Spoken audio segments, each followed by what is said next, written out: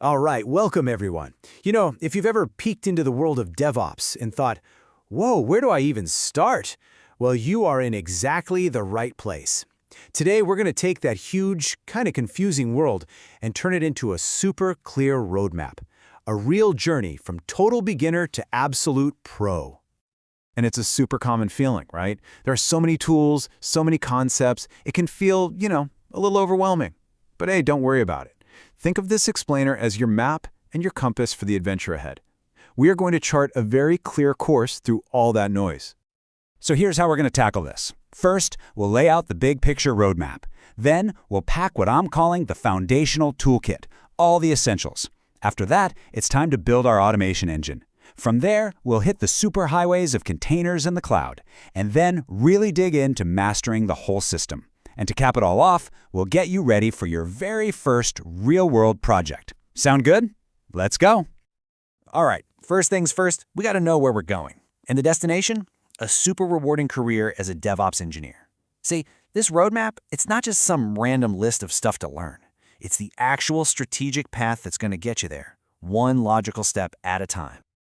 Okay, so before any big trip, you have to pack your bag, right? And it's the same here. Before we get into all the cool stuff like automating pipelines or managing huge cloud infrastructures, we have to get the absolute non-negotiable essentials into our toolkit. And the very first thing we're packing? Linux. This quote here really says it all. You might be wondering, why Linux? Well, it's pretty simple. Almost everything in the DevOps world runs on it. It's not just an option, it's the absolute bedrock of this entire field. So what does that mean for you? It means you've got to get comfortable on the Linux command line. Things like navigating files, managing what's running, and setting permissions. And just as crucial is networking. I love this analogy. Think of Linux as your passport and networking as the language you need to speak. You just have to understand how all this data zips around the web. Okay, what's next in our toolkit? We need a way to track, everything we do. In the tech world, we call this a version control system. Seriously, it's like a time machine for your code.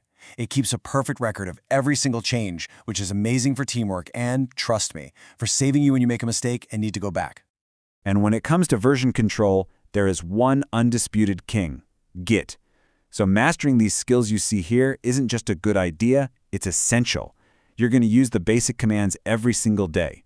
You'll host your code on places like GitHub or GitLab, and you'll use branching and pull requests to work with a team without stepping on anyone's toes. This is the lifeblood of modern software development. All right, our bag is packed with the essentials. Now, it's time to build the engine that's going to drive this whole thing forward. And that engine is automation. And really, this gets to the absolute heart of what DevOps is all about. The whole goal is to automate everything you possibly can. From the second you write a line of code to building it, testing it, and getting it out to users. And how do we do that? We do it with scripting. We write instructions for the computer using languages like Bash or Python. You'll hear this called a CI/CD pipeline. That stands for continuous integration and continuous deployment. And it's basically this beautiful automated flow. A developer saves their code that kicks off an automatic build, which then runs a bunch of automated tests. If all the tests pass, boom, it gets deployed automatically. That is the automation engine in action. Okay, our automation engine is humming along nicely. But an engine needs a road to drive on, right? So now we're going to talk about the superhighways of modern software, containers and the cloud. See, the old way involved these big, clunky servers that were a pain to manage. The new way? It's all about containers, and Docker is the name you'll hear everywhere. The best way to think about them is like shipping containers. You pack your app and everything it needs inside one of these boxes, and then it just works everywhere. It's the ultimate solution to that classic, frustrating problem of, it works on my machine. So where do we run these magic boxes? On the cloud, of course. Now, there are a few big players out there, AWS, Azure, and GCP. My advice? Just pick one to start with. Don't try to learn them all at once. Focus on the core services for things like compute, storage, and networking.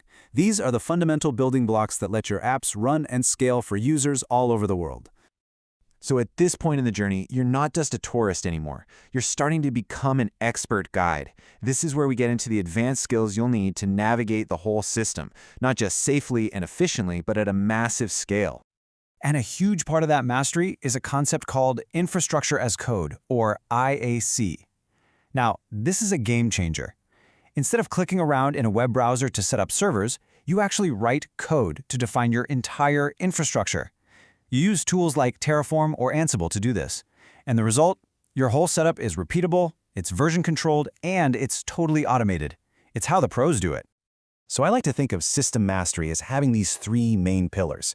We've got infrastructure as code, which we just covered, but just as important are monitoring and logging. That's how you see what's actually happening inside your system. And of course, security. You have to keep it all safe. To really be an expert, you need to be strong in all three of these areas. Okay, we have our map. We have our toolkit. We've built our engine. We even know the advanced rules of the road. So what's left? It's time to actually take your first trip. It's time to apply all this knowledge. So if you're thinking, okay, what's the exact order I should learn this stuff in?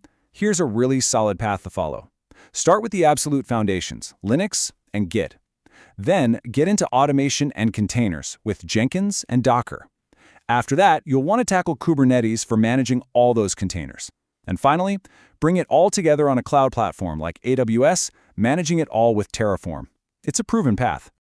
And look, reading about this stuff is great, but you have to do it. Practice is everything. Actually building a CI/CD pipeline for a real web app, taking an application and putting it in a Docker container, managing a Kubernetes deployment, using Terraform to build out your AWS infrastructure. These are the projects that will make the knowledge stick and build you an incredible portfolio.